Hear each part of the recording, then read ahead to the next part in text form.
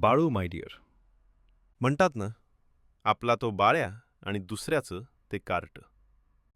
अशीच एक कथा माझ्या जिवलग मित्राची, हो बाळासाहेबांची. 7 बहिणीच्या नंतर जन्मलेला आमचा हा बाळू. जन्माला तो जणू श्रीकृष्ण, म्हणूनच त्याच्या पायाला जमिनीचा स्पर्श होणंच अवघड झालं होतं. 7 बहिणींच्या कमरेवरून डायरेक्ट बापूंच्या खांद्यावर जायचा.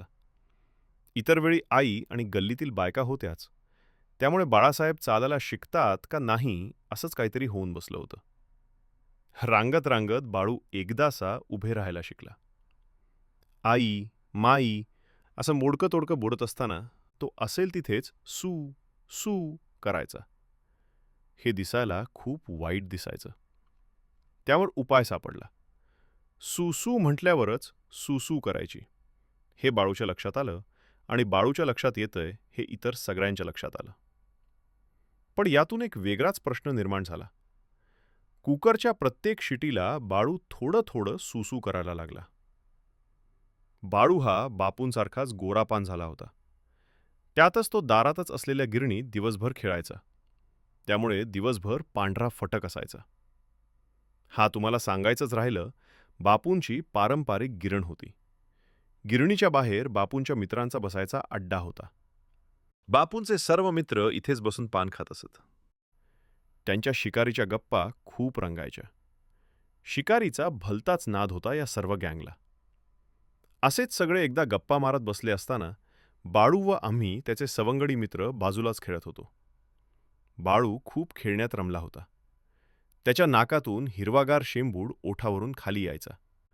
पडतोय का काय असे वाटायच्या आत पुन्हा तो सरकन आत ओढायचा.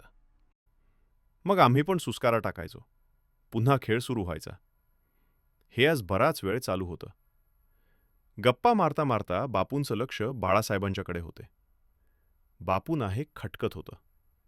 न राहून बापू उठले आणि तो बाळासाहेबांच्या नाकावरचा हिरवागार शेंबूड अलगद काढून बाहेर टाकला. क्षणाचाही विसंब न लावता बाळासाहेबांनी माझा शेंबूड, माझा शेंबूड म्हणून भोकाड पसरले. बराच वेळ झाला पण रडणं काही थांबलं नाही. लाडक्या मुलाचा हट्ट व त्याची समजूत काढणारे बापू यात बापूंनी माघार घेतली. काढून टाकलेला शेंबूड पुन्हा नाकावर लावल्यावरच बाळासाहेब शांत झाले होते. मग बापू समाधानाने पुन्हा त्यांच्या गँगमध्ये जाऊन बसले. हा सगळा प्रकार बापूंचे मित्र बघत होते. शंकरराव म्हणाले, दिनकरराव, हे न पेलणार घोड आहे. याला आतापासूनच लगाम घाला, नाहीतर पुढे लई जड जाईल. हळूहळू बाळू स्थिरावत होता. जरा हट्ट केला की मागेल ते मिळते याचा त्याला अंदाज आला होता. बाळूची मोठी बहीण अक्का हिच्या लग्नाची गडबड बाळासाहेबांना नवीन होती. नवीन कपडे मिळणार, खाऊ मिळणार म्हणून स्वारी खूप खुश होती. लग्नानंतर अक्का तिच्या नवऱ्याच्या घरी जाणार हे जसं बाळूला समजलं होतं तसा तो नाराज झाला होता. त्याला हळूहळू समज येऊ लागली होती. गावात बाबू नावाचा एक गारेगार विकणारा रोज दुपारी दारातून जायचा. बाबूला आणि बाळूला एकमेकाचा अंदाज आला होता. रोजची देवाणघेवाण सुरू झाली होती. एक मापट भात दिला की तो 2 गारेगारचे गोळे देतोय. एवढा हिशोब बाळासाहेबांच्या लक्षात येत होता. गारेगारच्या आमिषाने आजूबाजूची बाळासाहेबांची मित्रमंडळी दुपारी गोळा खायला गोळा व्हायची. मित्रांचा राबता एवढा वाढला की अख्खं भाताचं पोतं 15 दिवसात संपलं होतं. दिवस जात होते. बाळासाहेब मॉन्टेसरी करत करत कसे तरी पहिलीमध्ये पोहोचले. पहिलीमध्येच त्याला बहिणीच्याकडून 2 ते 3 दप्तर मिळाली होती. दोघींनी तर लाडाने बाळासाहेबांना पेन दिले होते. आणि मग बाळासाहेब पेनाने पाठीवर लिहिण्याचा प्रयत्न करू लागले. बाळासाहेब पहिली पास झाले म्हणून बापू खुश होते. बागायतदाराच्या घरातलं लाडका पोर म्हणून सर्वांच्या संमतीने इयत्ता दुसरीसाठी पाचगणीला बोर्डिंगमध्ये घालण्याचे ठरले. आईसाहेब ह्या निर्णयाच्या पूर्ण विरोधात होत्या. बापूंनी तिची समजूत घातली व स्वतःलाही सावरलं. पाचगणीला जाण्याचा दिवस उजाडला. बाळूदा ह्या घटकेपर्यंत कुठल्याही संकटाची कल्पना नव्हती. घरच्या सगळ्यांना सोडून आपल्याला एकटं राहायचं आहे याची कल्पना जरासुद्धा बाळासाहेबांना नव्हती. अख्खा गाव जमला होता बाळासाहेबांना निरोप द्यायला. मोठ्या अक्काचं लग्न झाल्यावर ती सासरी जाताना सुद्धा एवढी माणसं जमली नव्हती.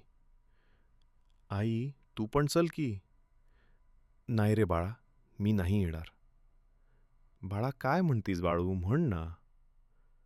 यावर सगळेच स्तब्ध. कसा राहणार हा एकटा?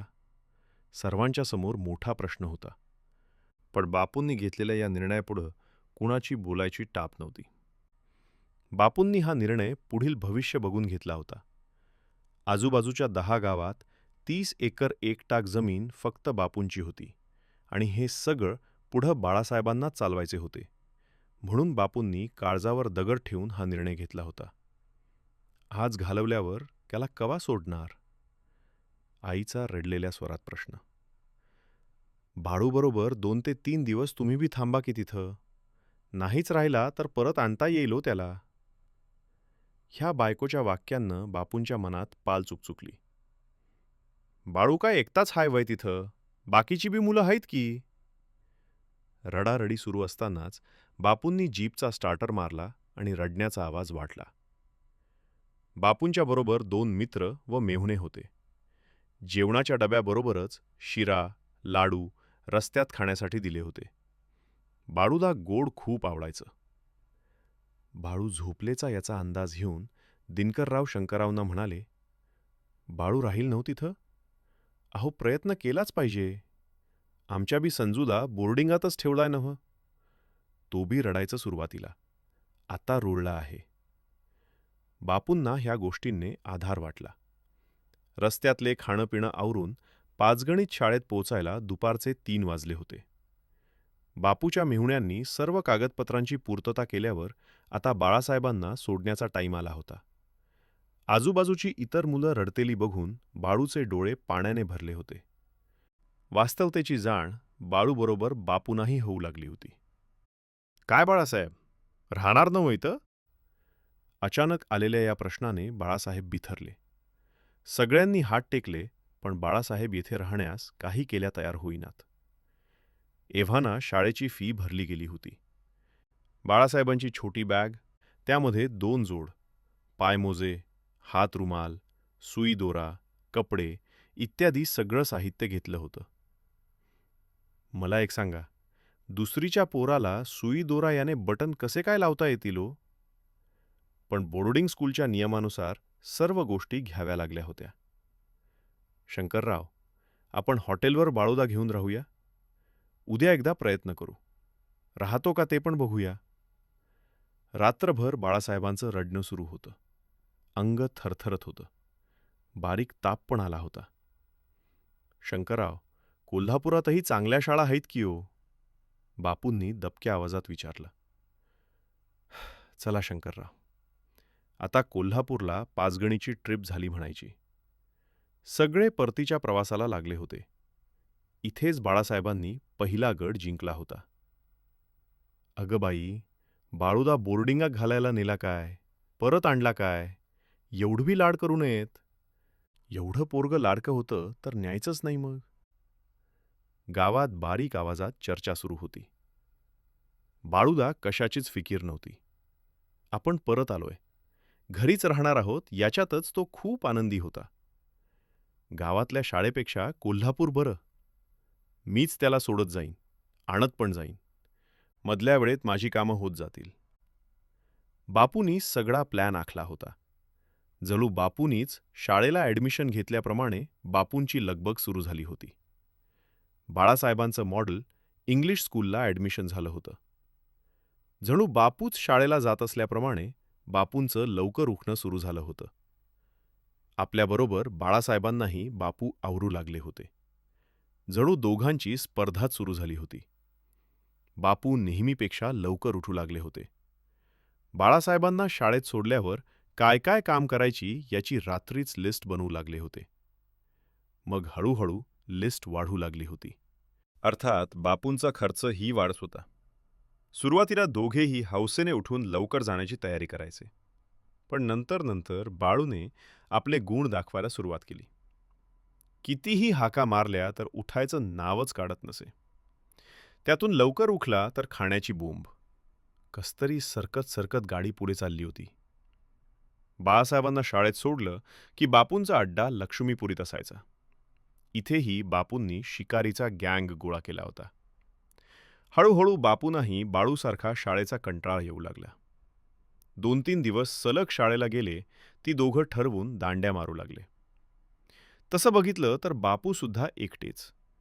त्यांना भाऊ बहीण कोणी नसल्यामुळे तेही खूप लाडात वाढले होते.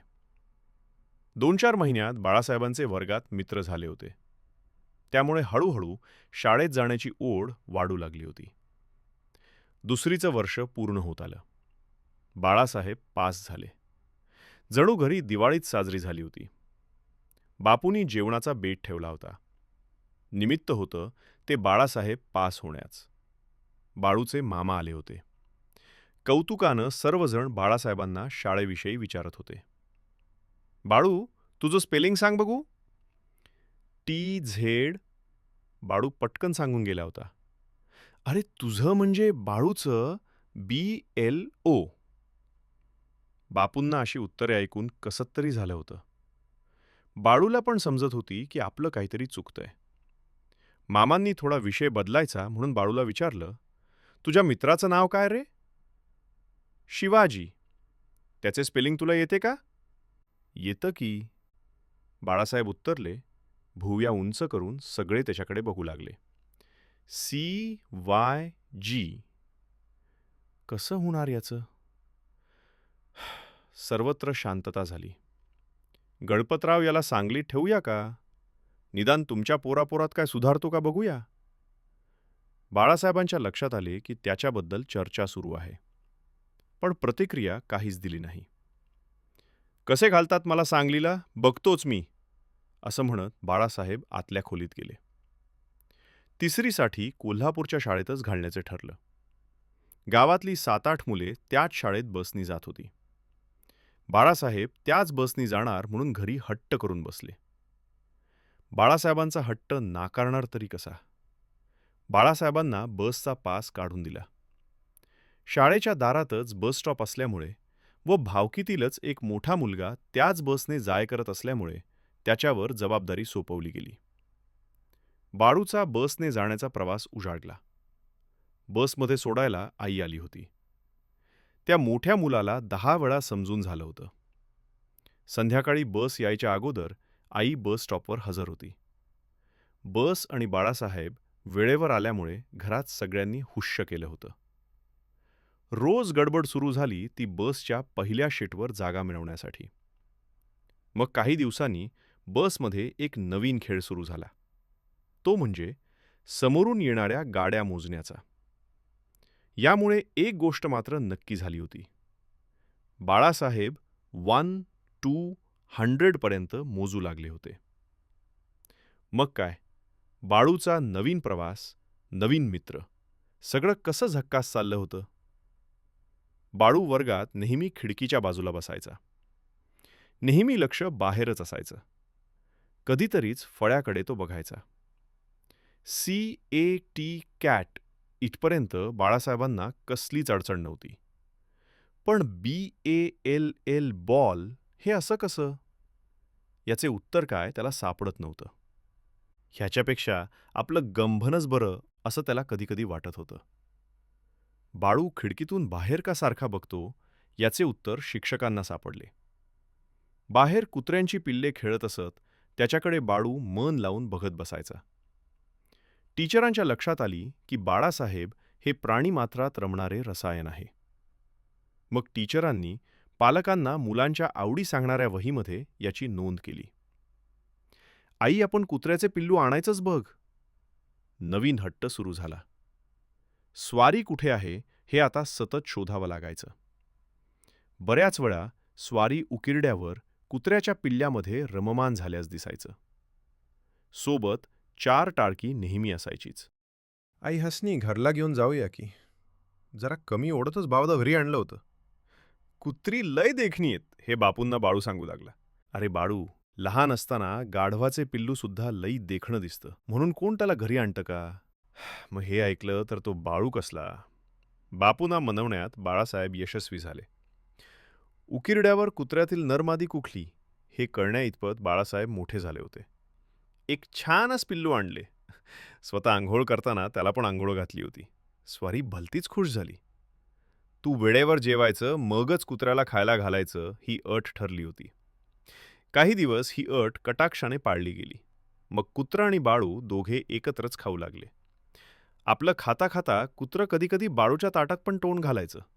याचं बाळूला काहीच वाटायचं नाही, कारण तो प्राणीमित्र होता.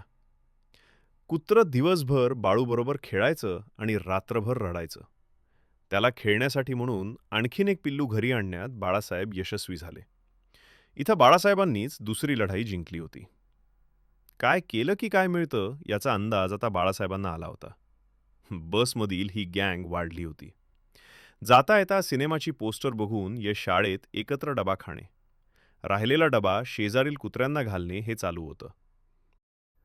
पण बॉलचे स्पेलिंग हे असं कसं? याचा काय शोध लागत नव्हता. मी काय कोल्हापूरला शाळेला जाणार नाही. बाळासाहेबांनी घरात अचानक बॉम्ब टाकला. बाळासाहेबांची कुत्री मोठी होत होती, पण बाळासाहेबांचं शिक्षण तिथेच होते.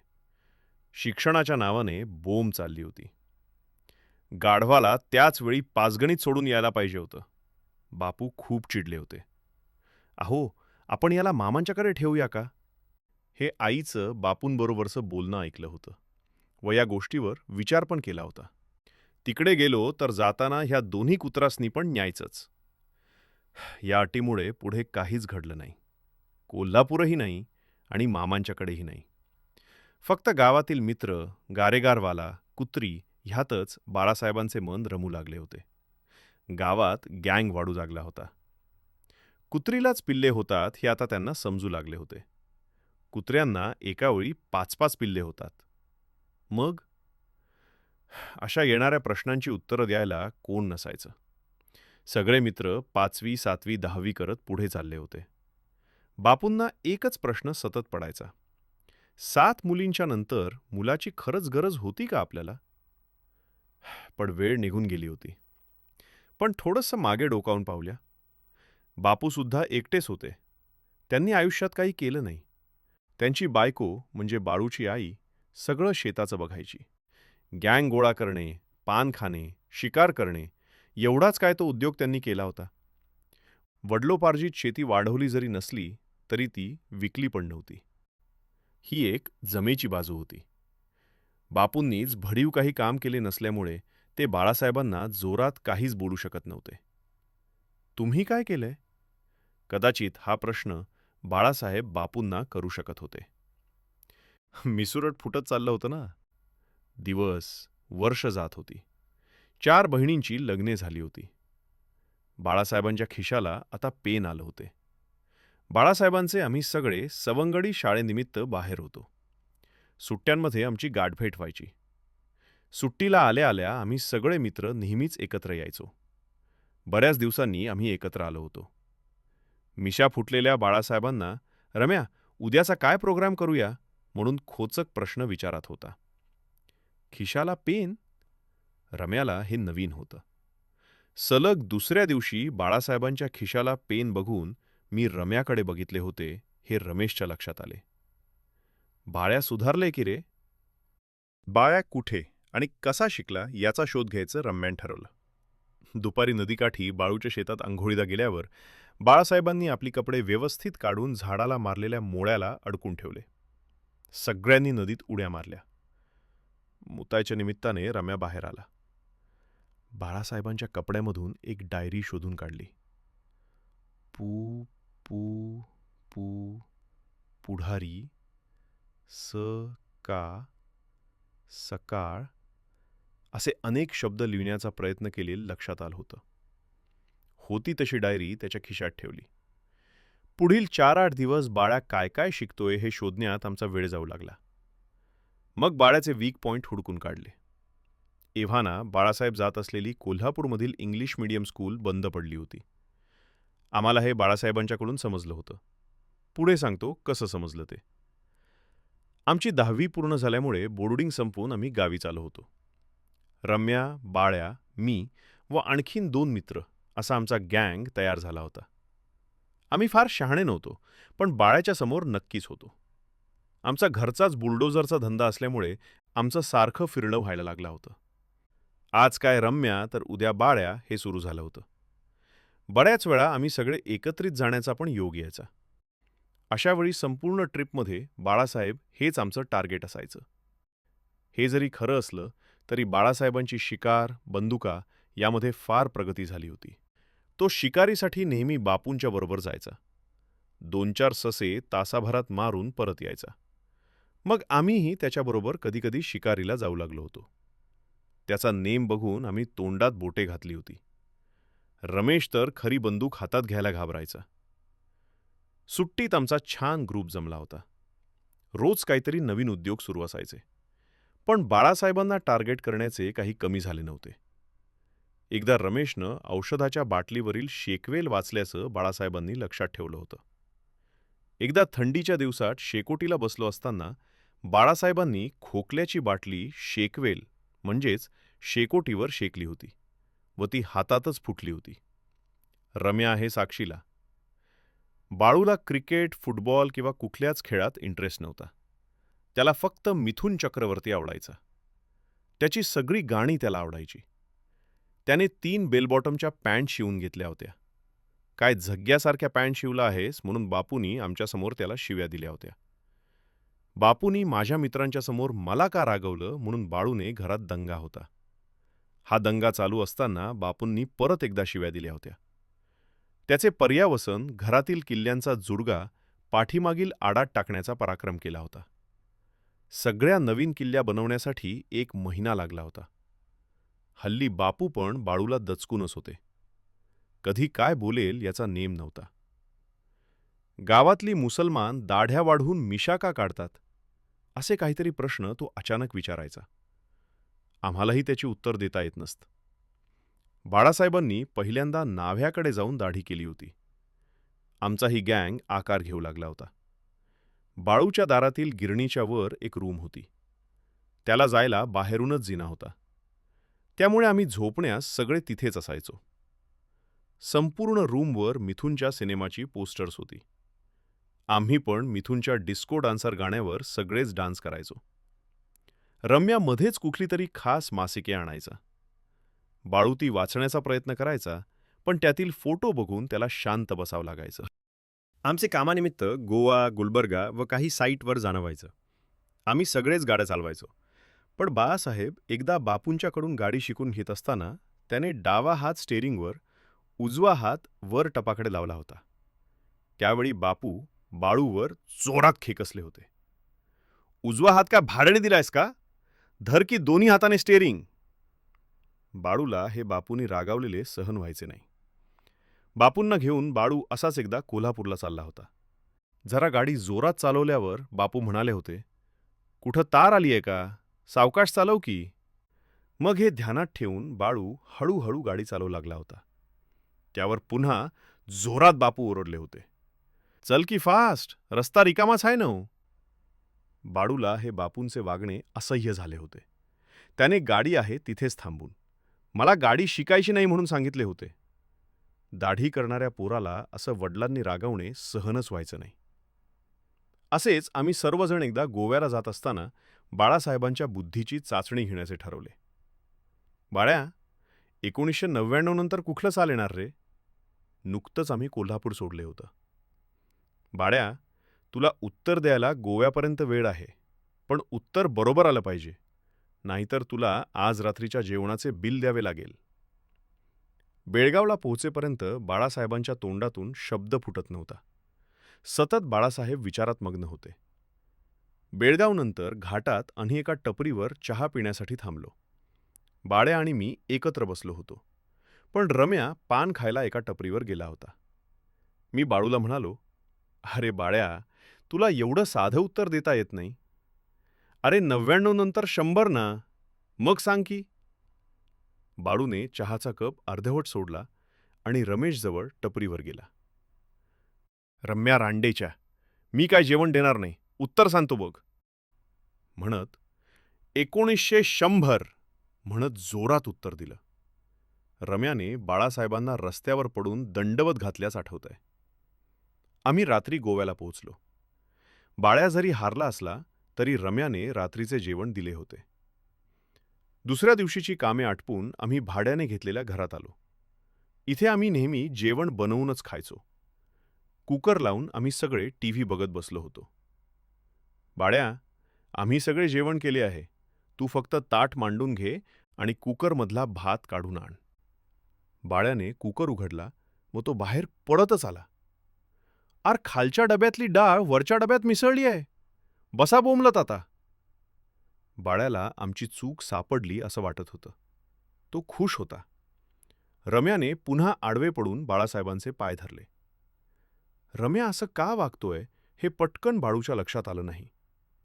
रम्या उत्तरला, अरे बाळ्या रांडेच्या, आम्ही डाळभातच लावला आहे रे. बाळ्याने जीभ चावली. दुसरीला लागलो. गाडीत हीच चर्चा होती. बाळ्या, एवढा मोठा झाला आहेस तरी तुला काहीच कसं कळत नाही रे. रम्याने बाळ्याला विचारलं, तुझं वय किती रे? आता आली का पंचायत? मी संजूपेक्षा लहान आणि रणजितपेक्षा मोठा आहे. संजूचा जन्म 4 मेचा आहे आणि रणजितचा 14 मेचा.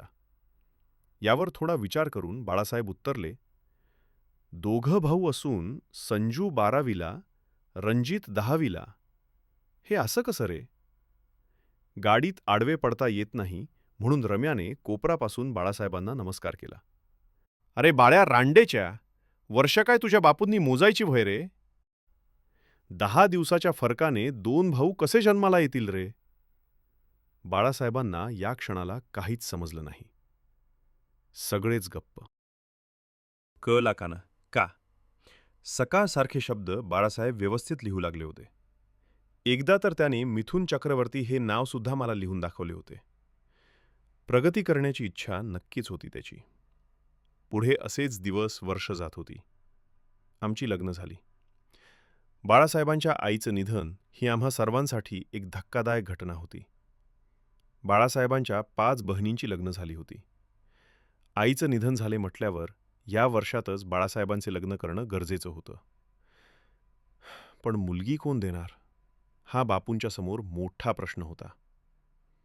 आम्ही मुली बघायला जायचो. पाहुणे मंडळी चौकशी केली की लग्न ठरत नव्हतं. कदाचित शिक्षण याला कारणीभूत असावं, पण बापूंना वाटत होतं आम्हीच काहीतरी बोंबाबोंब करतोय. पुढे त्यांनी मुली बघायला आम्हाला न्यायचं टाळलं. अचानक महिन्याभरात आम्हाला बापूचा निरोप आला. उद्या सकाळी तुम्ही बरोबर 8 वाजता आमच्या घरी या. आणि हां, चांगली कपडे घालून या. बापूंनी का आणि कशासाठी बोलावलंय याचा काय आम्हाला अंदाज लागेना. बाळासाहेबांच्या घरावर तोरण बांधलं होतं. दारात मुहूर्तमेढ होती. सगळा प्रकार आमच्या लक्षात आला. गाडीत बसेपर्यंत गाडी कुठल्या दिशेला जाणार हे आम्हाला सांगितलं नव्हतं. 35 किलोमीटरवरील एका गावात गाडी येऊन थांबली. दारात मांडव घातला होता. आयला बापू भारीच पडले की. रम्या पचकला. बाळ्याची बायको कसली आहे हे बघण्याची उत्सुकता आम्हा सगळ्यांना लागली होती. 1 नंबर. आम्हा सर्व मित्रांचा अभिप्राय. अरे बाळ्याच्या आईची पुण्याई. आम्ही आमचं समाधान करून घेतलं. एकदा बाळासाहेबांचे लग्न झालं मग काही दिवस बाळासाहेबांना आम्ही रोज नवीन नवीन कल्पना सुचवू लागलो. पण बाळासाहेब सर्व मित्रांना टाळत आहेत हे आम्हाला लक्षात येत होतं. रमतोय नव त्याच्या संसारात, मग रमू दे. आमचं एकमत झालं. नवीन लग्नाचं सुख घेत घेत बापूंच्या आग्रहाखातर बाळासाहेब शेतात पण जाऊ लागले होते.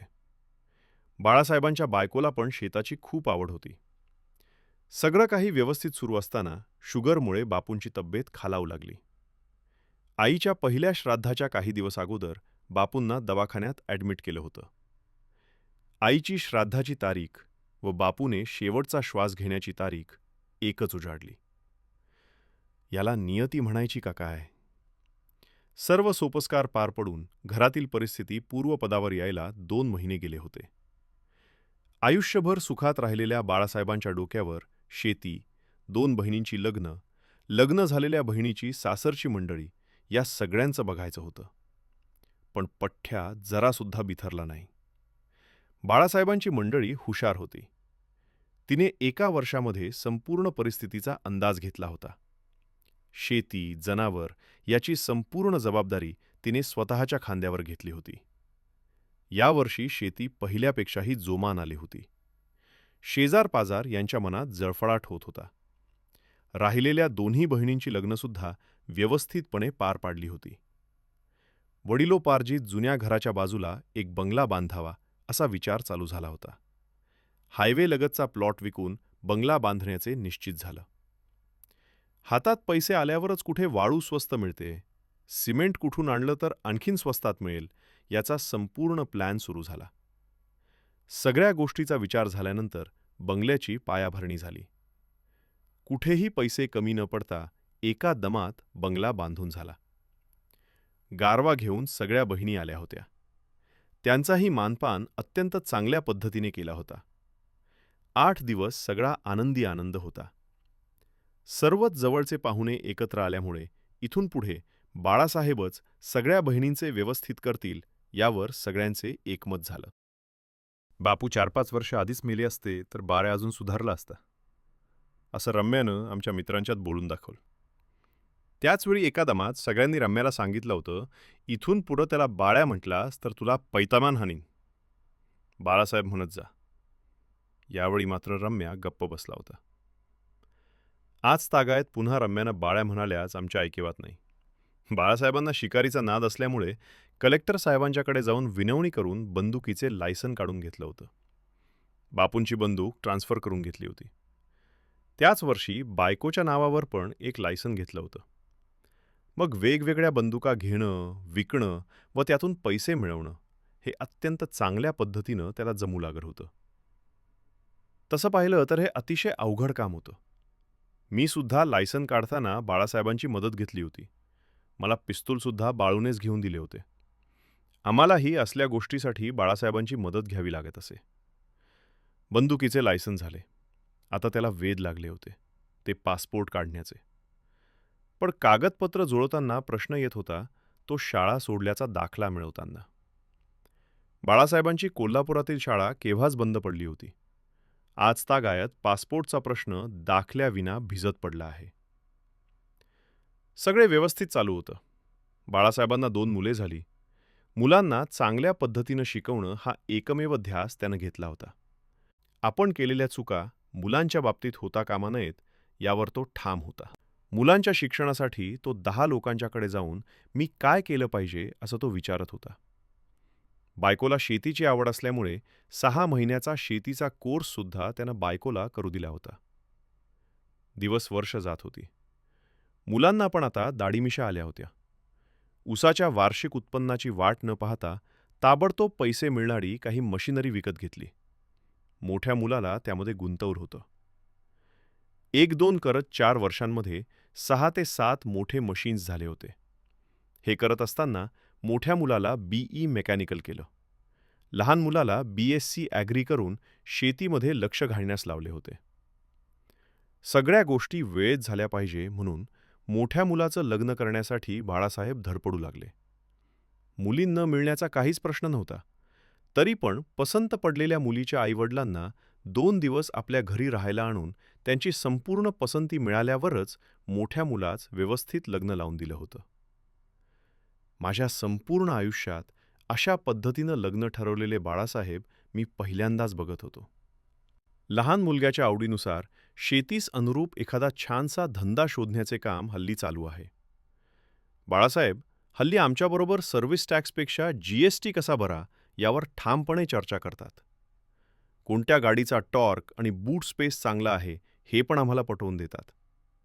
एवढंच काय, पण ते आज एका शाळेमध्ये डायरेक्टर म्हणून काम करत आहेत. विना शिक्षणाची एवढी प्रगती एखाद्याची होऊ शकते का? असा जर आम्हाला कुणी प्रश्न केला तर आम्ही नक्कीच ठामपणे सांगेन, नक्कीच होऊ शकते.